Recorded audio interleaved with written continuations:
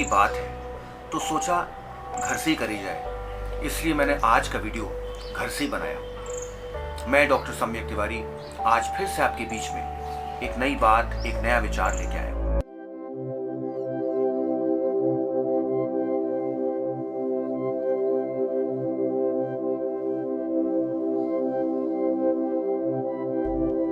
बात या विचार तो पुरानी है पर सुनने में नई लगती है, क्योंकि आज तक हमने इस तरह सोचा ही नहीं। बात कुछ ऐसी है, स्कूल एनुअल डे की तैयारियां चल रही थी। टाइम बहुत कम था, तैयारियां बहुत ज्यादा करनी थी। माथुर मैम ने रिचा से कहा, रिचा तुम हेड गर्ल हो, जिम्मेदार हो, तुम्हें ये काम पूरा करना है। तुम्हारे साथ 2-3 लड़कियां होंगी पर मुझे पूरा विश्वास है कि तुम ये काम आज शाम तक कर लोगी। सुबह के 10 बज रहे हैं, शाम तक सब इनविटेशन कार्ड्स को एड्रेस कर देना। मैं शाम को श्यामू काका को भेजूंगी, उनको बाहर के कार्ड्स दे देना, वो कुरियर करवा देंगे। और बाकी कार्ड्स जो लोकल हैं वो कल तक हम लोगों को भेज देंगे। इतना कह के माथुर मैम चली गई। माथुर मैम के जाने के बाद कार्ड्स पे एड्रेस लिखने का काम शुरू हुआ। कुछ देर काम चला, एड्रेस लिखे गए, पर रिचा बहुत थकी हुई थी। 2-3 दिन से बहुत ज़्यादा काम कर रही थी।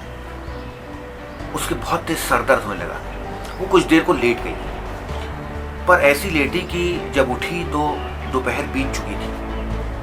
वो घबरा के उठी और बहुत पैनिक में आ गई। उसे लगा कि अब शायद काम पूरा नहीं हो पाएगा और कल माथुर मैम आएंगी, मैं उनको क्या जवाब दूँ। और ऐसा ही हुआ।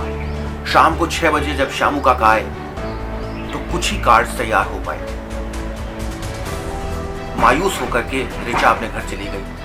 अगले दिन उसका सामना माथुर मैम से हुआ।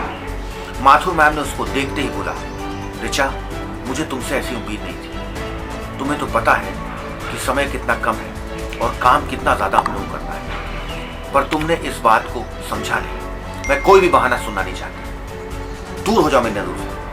अभी काम कैसे होगा वो मैं जानूंगी और मैं करूंगी। ये बात सुन करके रिचा बहुत मायूस हो गई। रिचा स्कूल की बहुत ही जिम्मेदार और होनहार लड़की थी। उसको इस प्रकार की बातें सुनने की आदत नहीं थी, पर आज उसको सुनना पड़ा। अब इस कहानी के अंत में रिचा अपनी माँ से मिलती है और रिचा अपनी पूरी समस्याएं, पूरा दुख, पूरी हताशा माँ को बताती है।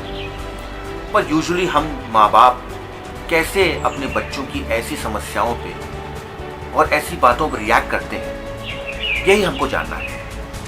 ये रिएक्शन यूजुअली बहुत ही अनवेलकमिंग होते हैं, पर चूंकि हम लोग एट द रिसीविंग एंड नहीं होते, इसलिए हम उसको महसूस नहीं कर पाते। हम ऐसी समस्याओं को कई प्रकार से इसको जज करके इस पे अपने बच्चों को रिएक्ट करते हैं, अपने बच्चों को बताते हैं क्या हुआ। पहला हम इसको कह सकते हैं डिनायल। बच्ची आई और माँ ने कहा नहीं नहीं नहीं नहीं, इसमें अपसेट होने की बात ही नहीं है, कूल। अब ऐसी दिक्कतें तो आती जाती रहती हैं, तुम्हें ऐसी दिक्कतों से परेशान होना ही नहीं चाहिए, कोई बात ही नहीं थी। ये इसको कहते हैं डिनायल। आपने अपने बच्चे की फीलिंग्स को डिनाई कर दिया, आपने समझा ही नहीं कि वो हताश है, निराश है। दूसरा होता है फिलोसफिकल। अब आप फिलोसफी पे आ गए एज अ पेरेंट। आपने क्या कहा, अरे देखो ऐसा है कि यही सब बातें तुम्हें मजबूत बनाती हैं, इन्हीं चीज़ों से तुम्हें सीखना है, इन चीज़ों से तुम्हें परेशान नहीं होना है। इस तरह के छोटे छोटे एपिसोड्स ही तुम्हें बहुत कुछ सिखाएंगे। और कुछ पेरेंट्स मैम के डिफेंस में आ जाएंगे।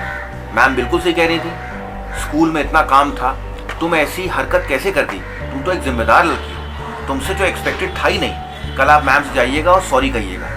मैम गलत नहीं, गलत आप हैं। अब आप देखिए, यूजुअली पेरेंट्स इसी तरह के रिएक्शन शो करते हैं, जबकि हमसे हमारे बच्चे ने कोई भी सोल्यूशन नहीं मांगा, हम अपनी तरफ से सोल्यूशन दे रहे हैं। हमसे उसने आ करके सिर्फ अपनी समस्या बताई।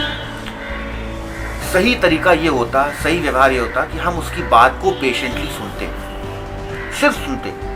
बिकॉज यहाँ पे उसने हमसे कोई भी समाधान नहीं मांगा, उसने सिर्फ हमसे चंद पल मांगे जिसमें हम उसको ये महसूस करा पाते कि हाँ, तुम्हारी तकलीफ, तुम्हारी समस्याओं को हम सुन रहे हैं, हम उससे सिंपथाइज कर रहे हैं। She actually wanted your sympathy and not your solution. ये बात मैंने खुद महसूस करी और मैंने सोचा कि क्यों नहीं आपके साथ ये शेयर करा जाए। और अगली बार से मैं एक्सपेक्ट करता हूँ कि जब भी आपके घर का बच्चा या कोई भी छोटा आपसे ऐसी बात आके बताए, अपनी को समस्या बताए, तो instead of jumping on that eagerness to come to some kind of a solution, आप उसकी बात को सिर्फ पेशेंटली सुनिए।